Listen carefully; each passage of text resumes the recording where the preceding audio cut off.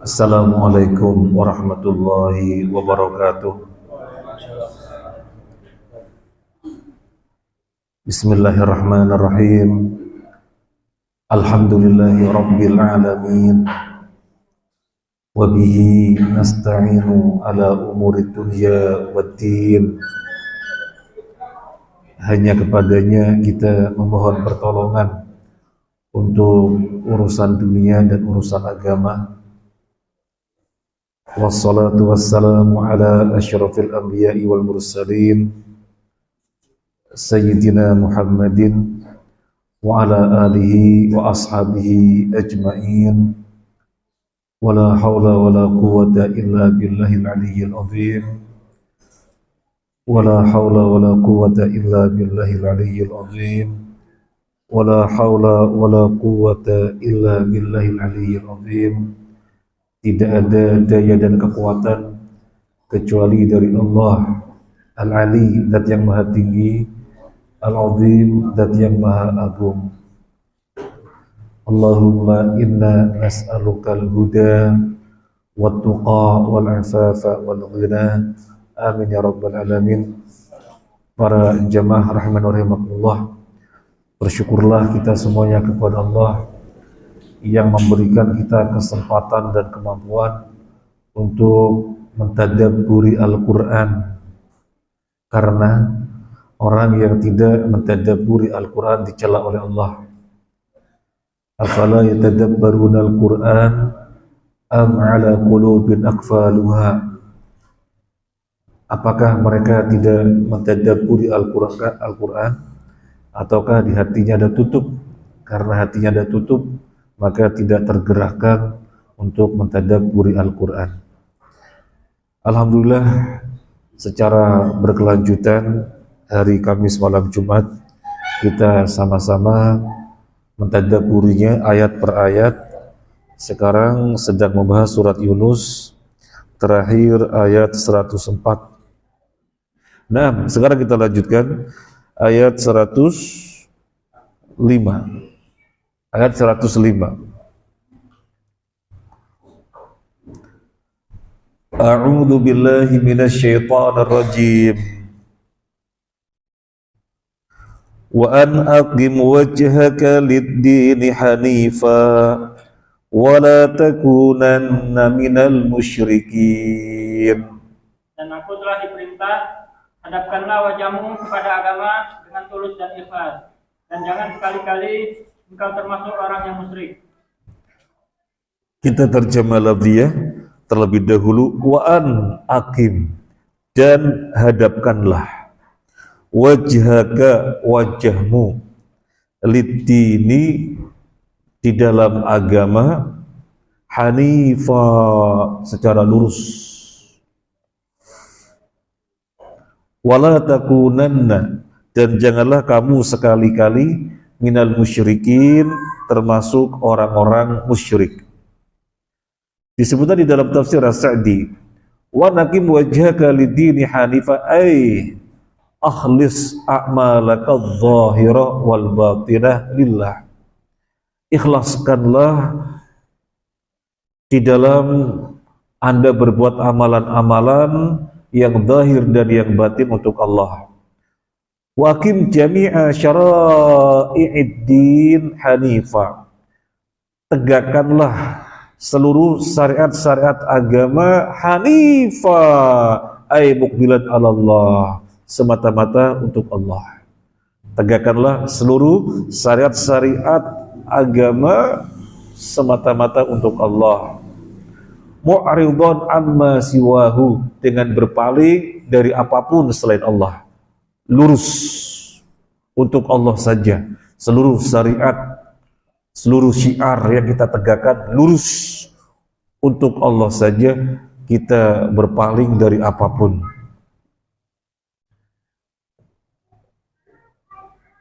Apa syariat-syariat Allah? Terlalu banyak. Yang jelas tegakkanlah keseluruhannya hanifah, hanya untuk Allah, hanya karena Allah. Berjabat tangan di dalam Islam yang berpahala itu bagaimana?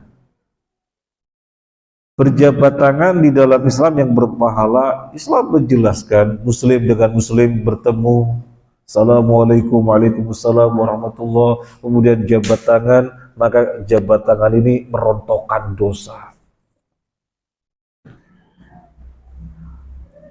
Jabat tangan ini merontokkan dosa. Siapa dengan siapa? Muslim dengan muslim. Muslim dengan muslim. Kemudian Nabi Shallallahu Alaihi Wasallam memerintahkan memuliakan yang lebih tua, menyayangi yang junior. Laisa minna man lam yuwaqqir kabirana wa lam yarham shaghirana. Tidak termasuk dari kami orang yang tidak bisa memuliakan yang sepuh dan tidak bisa menyayangi yang junior. Siapa yang sepuh? Sepuh secara umur satu, sepuh secara kedudukan, sepuh secara ketokohan, intinya disepuhkan. Datang ulama kepada kita, sepuh secara ilmu, bisa jadi lebih muda secara usia, tapi secara ilmu senior. Kita datang, Assalamualaikum ya Syekh, waalaikumsalam warahmatullah. Kita cium tangannya, atau mengikuti tradisi Arab, dicium keningnya, bentuk pemuliaan. Maka dua pahala, pahala bertemu bersalaman merontokkan dosa, kemudian pahala memuliakan orang senior, apalagi syekh, senior secara keilmuan.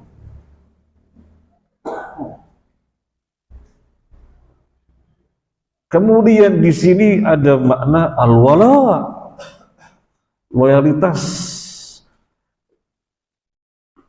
Loyalitas dalam beragama, loyal kepada muslim, apalagi muslimnya seorang syekh, seorang alim, seorang ulama.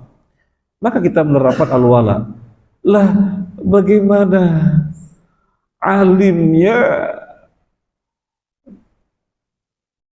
diusir-usir, ditolak-tolak, giliran ada orang yang non-muslim, pembesar mereka, pembesar non-muslim, disambut sedemikian rupa, dicium-cium, dicium kepalanya. Di mana dari ayat ini? Wa an aqim wajhaka lid-dini hanifa. Di dalam tafsir As-Sa'di disebutkan, tegakkanlah seluruh syiar-syiar Allah hanifa, muqbilan Allah, lurus karena Allah, bukan karena nggak enak. Wah, ini ada tokoh, nggak enak kalau kita tidak memuliakannya. Nggak boleh memuliakan. Memuliakan sesama muslim. Kepada non muslim bukan memuliakan, berbuat baik, bukan memuliakan, berbuat baik. Di mana di dalam muamalah diperintahkan berbuat baik. Kalau memuliakan sudah makna cinta, cinta hanya sama muslim. La tajidu qauman yu'minuna billahi wal yawmil akhir yuwadduna man hadallahu wa rasulahu walau kanu aba'ahum aw abna'ahum aw ikhwanahum aw ashiratahum. Allah berfirman, khitabnya Nabi sallallahu alaihi wasallam, kamu, yang dimaksud Nabi sallallahu alaihi wasallam, kamu tidak akan menjumpai orang yang beriman kepada Allah dan beriman kepada hari kiamat mencintai musuh-musuh Allah dan Rasulnya, meskipun anaknya, bapaknya, keluarganya, kerabatnya, meskipun anaknya tapi dia kafir, nggak akan ayah mencintainya. Meskipun bapaknya tapi dia kafir, nggak mungkin anak mencintainya. Meskipun saudaranya tapi kafir, nggak mungkin kakak adik mencintainya. Meskipun kerabat tapi kafir, nggak mungkin keponakan paman bibi mencintainya. Jadi Allah berfirman demikian, la tajidu qauman, kamu tidak akan menjumpai suatu kaum yang beriman kepada Allah dan Rasulnya mencintai musuh-musuh Allah dan Rasulnya, meskipun bapaknya, anaknya, saudaranya, kerabatnya. Jadi mencintai, memuliakan itu hanya kepada sesama muslim, dan ini makna al-wala. Kepada non muslim harus berbarok, berlepas diri, putus ikatan hati. Seandainya menjaga sebaik-baiknya muamalah, silahkan diperintahkan. Tetapi tidak sampai masuk wilayah cinta, dicium-cium tangannya, dicium keningnya, dipersilahkan masuk masjid. Gak boleh.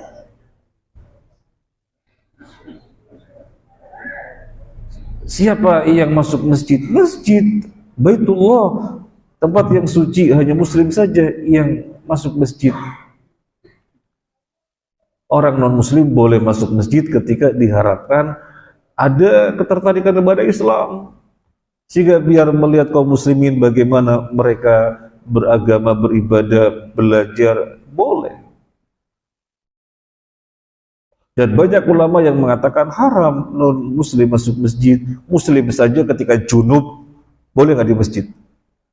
Bersuci dulu baru masuk masjid. Kafir selamanya junub, memang ngerti tauharah? Nggak ngerti, maka tidak boleh. Lebih utama lagi itu tidak boleh.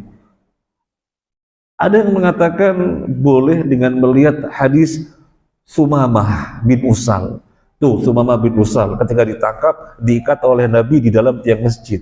Berarti kan non-muslim boleh di dalam masjid. Itu diantara yang mengatakan boleh dengan mengatakan hadis Sumamah bin Usal. Kita melihatnya sebagaimana ulama mengatakan tidak boleh, bahkan ada yang mengatakan haram. Sumamah bin Usal diikat oleh Nabi di masjid. Ini masuk di dalam kategori ada diharapkan untuk masuk Islam. Dan kenyataannya kemudian masuk Islam. Dia terkesan sekali dengan akhlak Nabi. Nabi datang, gimana Sumamah kabarnya? Sumamah menjawab. Nanti datang lagi Nabi, gimana Sumamah kabarnya? Dia menjawab, sampai kalau nggak salah 3 hari Nabi perintahkan lepas dia. Ketika dilepas dia bersyahadat. Terkesan dengan akhlaknya Nabi SAW. Jadi ini ayat wa an aqim wajhaka lid-dini hanifa. As-Sa'di rahimahullah mengatakan, tegakkanlah seluruh syariat agama hanifa, lurus, maksudnya karena Allah, mu'ridun amma siwahu, dengan berpaling dari apapun. Berpaling dari apapun. Gak enak misalnya, gak, lo gimana, kan tidak. Hanya hanifa, lurus karena Allah. Ini aneh bin ajaib. Pengajian para asatid kita dibubar-bubarin, giliran ustadznya orang kafir, nggak tahu sebutannya apa, ustadznya orang kafir, disambut sedemikian rupa. Malah ada fenomena yang lain, ustadznya orang kafir juga disambut sedemikian rupa, dipersilakan masuk masjid, dipijit-pijit, dipekam. Nah ini gimana? Terbalik-balik. Memang penting sekali konsep ajaran Islam yang berupa al-wala dan al-bara dikuatkan,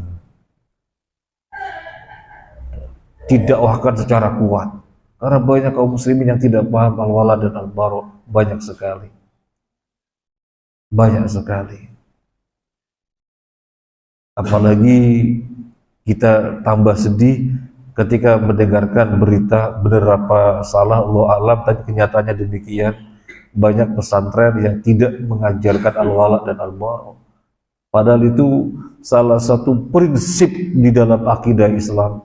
Tetapi kalau tidak diajarkan bagaimana, ya jadinya kayak gitu. Loyalnya kepada kafir, kepada muslim yang sesungguhnya loyal malah memusuhi, malah membenci. Nah ini, makanya di sini mereka disuruh merenungi wa an aqim wajhaka lid-dini hanifa wa la takunanna minal musyrikin, dan janganlah kamu sekali-kali termasuk orang musyrik. Kata Syekh Sa'di, la fi halihim wa la takun ma'ahum. Ini kata Syekh Sa'di, wa la takunanna minal musyrikin, janganlah kamu sekali-kali termasuk orang musyrik. La fi halihim, tidak dalam keadaan mereka. Artinya tidak sama seperti mereka. Ini kan makna al-bara. La fi halihim, tidak di dalam keadaan mereka peribadahannya bagaimana dan seterusnya urusan mereka. La fi halihim, tidak di dalam keadaan mereka. Wala takun ma'ahum, dan jangan bersama mereka. Dan jangan bersama mereka.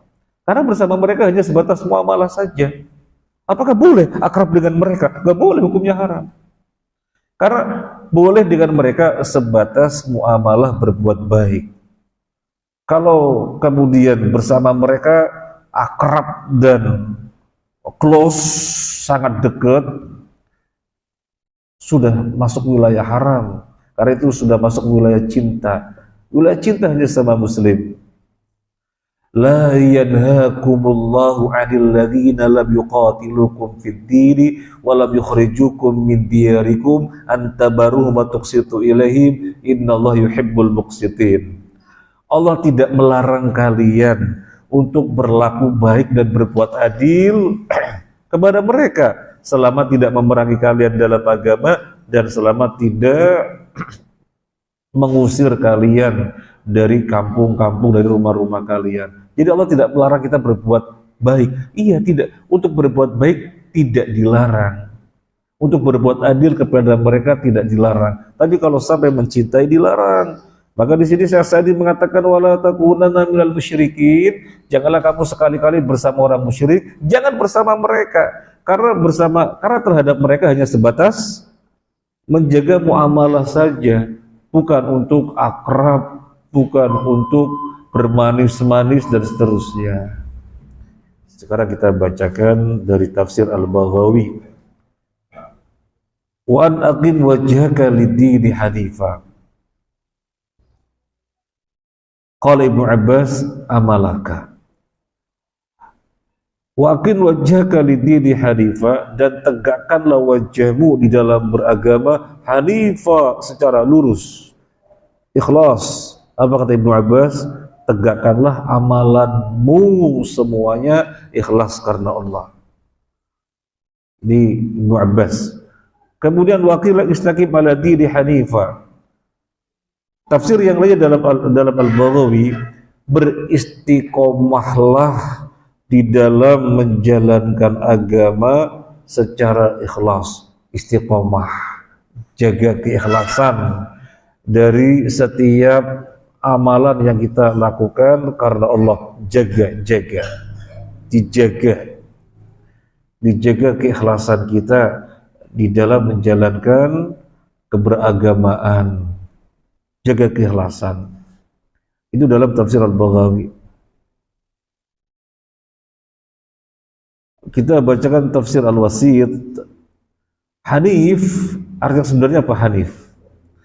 Hanif arti yang sebenarnya adalah condong. Jadi condong. Nah, yang dimaksud condong di sini adalah condong dari agama apapun ke Islam.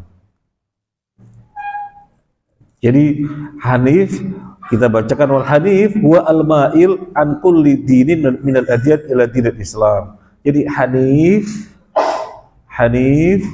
artinya adalah condong dari agama apapun kepada Islam. Artinya sudah tinggalkan seluruh agama apapun, tidak menolehnya lagi, hanya kepada Islam. Sehingga kan bahasa gampangnya lurus. Arti yang sebenarnya adalah condong, miring. Condong. Jadi condong dari agama apapun, hanya menghadap kepada Islam. Ini arti yang sebenarnya. Nah, untuk memudahkan pemahaman, ya lurus. Hanif itu lurus karena Allah. Jadi berpaling dari agama apapun. Nah, ini kan makna daripada al-bara'. Jadi wa an aqim wajhaka lid-dini hanifa, di situ ada makna al-wala dan di situ ada makna al-bara'. Kita loyal kepada berapa pihak? Kepada berapa pihak? Pada 3 pihak. Loyal kepada Allah, loyal kepada Rasulnya, dan loyal kepada sama muslim. Innama waliyukumullahu wa rasuluhu walladzina amanu. Dalam surat Al-Maidah.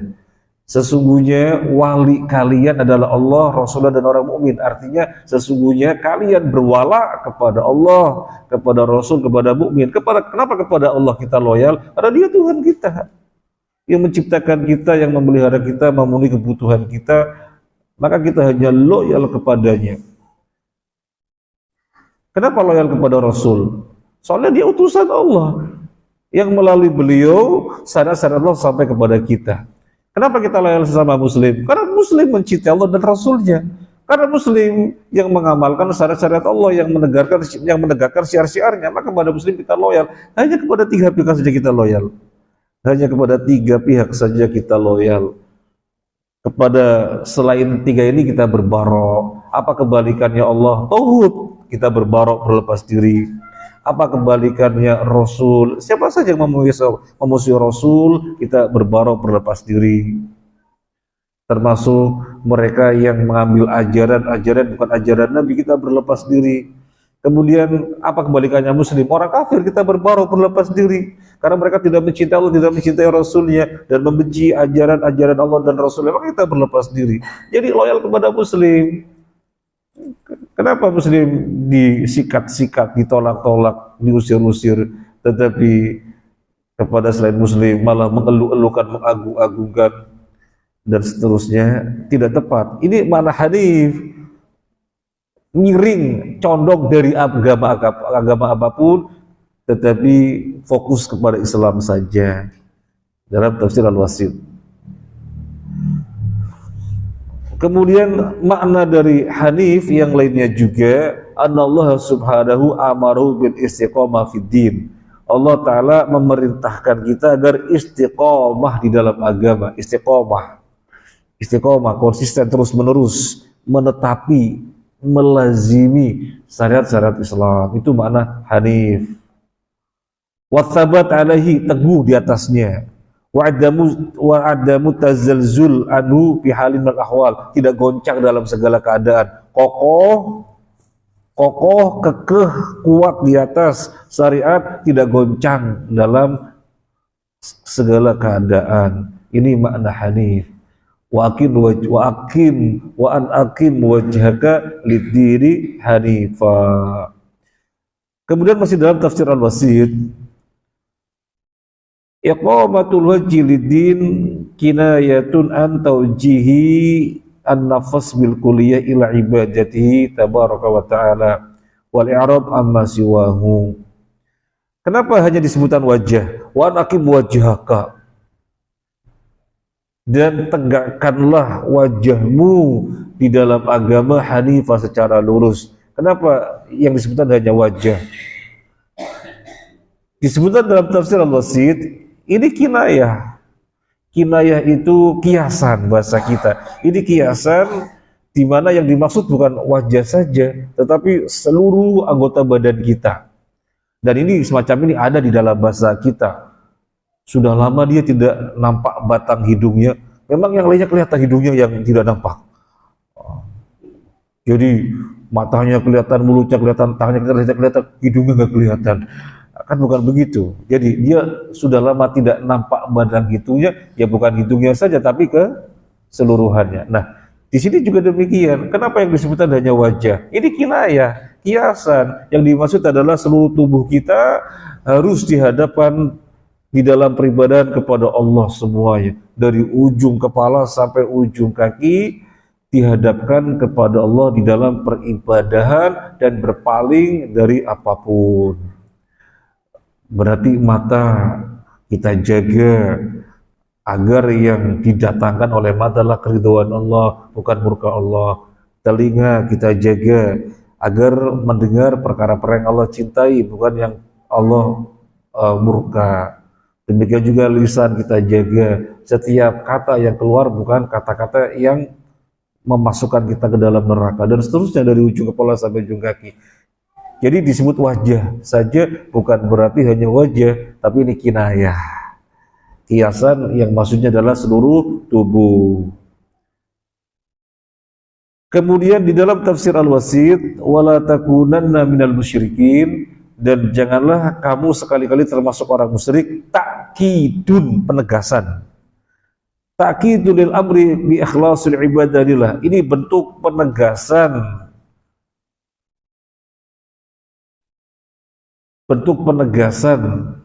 penegasan apa? Penegasan perintah agar kita ikhlas di dalam beribadah untuk Allah semata-mata. Jadi penegasan. Padahal kan sudah jelas. Kalau tidak ada kalimat wala takunanna minal musyrikin, sudah jelas dari kalimat yang sebelumnya, wa aqim wajhaka lid-dini hanifa. Ini maknanya sudah jelas sekali. Ikhlas, tauhid, maka nggak boleh ada kesyirikan. Nah, tetapi kemudian disebutkan wala takunanna minal musyrikin, kamu jangan sekali-kali termasuk musyrik, berarti menegaskan, mentaukidkan. Sama dalam ungkapan kita, dia itu pinter, ya kita sudah paham dia pinter, sudah paham kerjain ini bisa, ngerjain ini bisa, ngerjain ini bisa, banyak yang dia bisa, pinter, paham. Tetapi kalau kita mengatakannya dia itu pinter, tidak bodoh, berarti penegasan. Padahal tanpa kita mengatakan tidak bodoh, kita sudah paham dia itu pinter. Dan kita sudah paham. Jadi ini bentuk penegasan. Dan ini redaksi yang sempurna. Banyak sekali di dalam Al-Quran itu redaksi yang sempurna. Banyak sekali.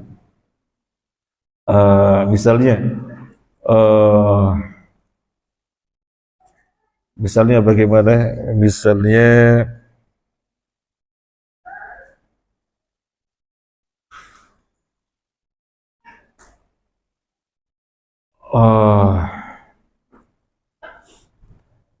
tentang isbat, maka disebutkan nafiyunnya.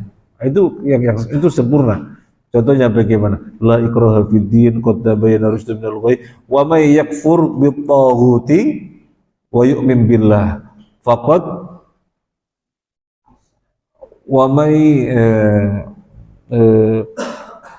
gimana tadi awalnya? La ikraha fid din qad tabayyana rusydu minal ghayy wa may yakfur bit-taghuti wa yu'min billah faqad istamsaka bil urwatil wuthqa.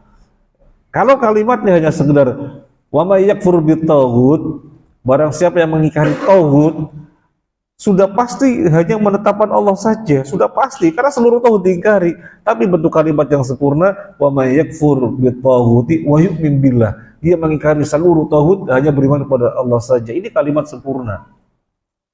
Ini kalimat sempurna, di mana maknanya adalah taukid, penegasan. Nah, kemudian kita melihat ayat ini khitabnya siapa? Wa naqim wajhaka lidini hanifa wa la takunanna minal musyrikin. Hadapkanlah wajahmu di dalam beragama secara hanif, lurus, berpaling dari seluruh agama apapun, lurus hanya kepada Allah. Dan janganlah kamu sekali-kali termasuk orang musyrik. Khitabnya siapa? Sasarannya siapa? Allah berfirman, ini ditujukan kepada siapa?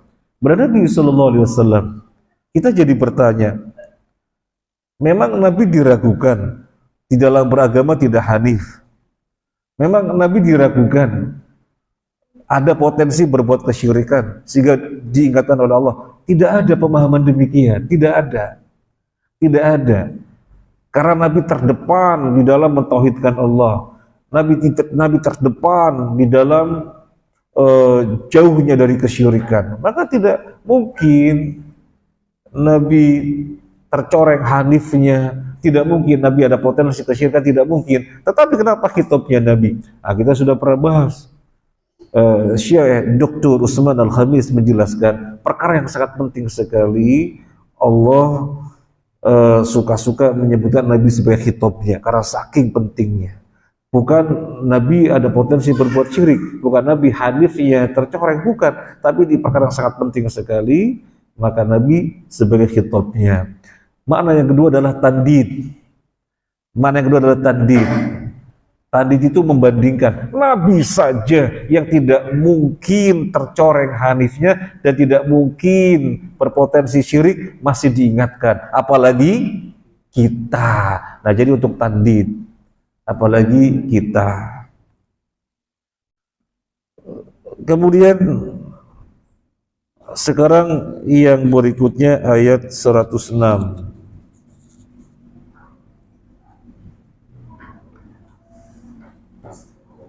ولا تدع من دون الله ما لا ينفعك ولا يضرك فإن فعلت فإنك إذا من الظالمين. Dan jangan engkau menyembah sesuatu yang tidak memberi manfaat dan tidak pula memberi bencana kepadamu selain Allah. Sebab jika engkau lakukan yang demikian, maka sesungguhnya engkau termasuk orang-orang zalim. Barakallahu fiik. Wala tad'u, dan janganlah kamu berdoa dan janganlah kamu menyeru. Da'a yad'u, diterjemahkan menyembah, karena berdoa bagian atau jenis menyembah Allah, berdoa. Wala tad'u, janganlah kamu berdoa, janganlah kamu menyeru min dunillah, kepada selain Allah. Ma la yanfa'uka, yang dia tidak mendatangkan manfaat untukmu, wala yadurruka, dan tidak menolak mudarat yang akan menimpamu. Fa in fa'alta, kalau kamu melakukannya, menyeru selain Allah, padahal perkara tersebut tidak mendatangkan manfaat dan tidak bisa menolak mudarat, fa innaka idzam minadh dhalimin, maka sesungguhnya kamu benar-benar termasuk orang zalim. Di dalam tafsir As-Sa'di disebutkan, fa idza kana khairul khalqi law da'a ma'allahi ghairahu lakana minadh dhalimin al-musyrikin fa kaifa bi ghairihi. Ini dalam tafsir As-Sa'di. Kalau Nabi sebagai manusia yang paling baik menyeru bersama Allah selainnya, jadi menyeru sesuatu bersama menyeru Allah, itu termasuk orang yang zalim, yang musyrik. Lalu bagaimana dengan yang lainnya? Lalu bagaimana dengan yang lainnya? Maka sangat zalim, sangat musyrik. Itu seandainya Nabi manusia yang paling baik, tapi ini tidak mungkin. Ini ucapan As-Sa'di ini jangan disalahpahami juga. Tuh As-Sa'di mentafsirkan, seandainya Nabi manusia yang paling baik menyeru bersama Allah sesuatu yang lain, termasuk zalim dan musyrik, lalu bagaimana yang lainnya? Oh, berarti Nabi mungkin ya menyeru selain Allah. Bukan. Yang digarisbawahi adalah Nabi saja seandainya menyeru Allah termasuk zalim, apalagi kita. Bukan Nabi berbuat menyeru selain Allah, tidak. Nah, ini juga sama. Khitabnya Nabi, kamu jangan menyeru selain Allah bersama menyeru Allah. Yang diseru Allah saja. Yang diseru Allah saja. Ya Allah, nggak boleh. Ya Allah dan siapa, nggak boleh. Yang diseru Allah saja, nggak boleh menyeru bersama menyeru Allah dengan sesuatu yang lain, nggak boleh. Nah, khitabnya Nabi, padahal Nabi tidak mungkin berbuat demikian. Maka tafsirnya tadi sebagaimana yang sebelumnya, bahwasanya ini perkara yang penting sekali, maka Nabi dijadikan sebagai khitab sehingga umatnya lebih memperhatikan. Ini perkara penting sekali, maka Nabi dijadikan sebagai khitab. Yang kedua untuk tandid, Nabi saja masih diingatkan, apalagi kita. Nah, sehingga kita lebarkan pembahasan. Keliru mereka yang mengatakan dikut-dikut bid'ah. Selalu kalau ceramah itu kullu bid'atin dolalah, bid'ah dolalah, aliran bid'ah dolalah, gitu ya. Mereka tidak terima, diingatkan. Padahal generasi terbaik itu generasi siapa? Sahabat. Generasi sahabat. Mereka tidak pernah berbuat bid'ah. Meski demikian, Nabi sering sekali mengingatkan bid'ah, padahal mereka gak pernah berbuat bid'ah.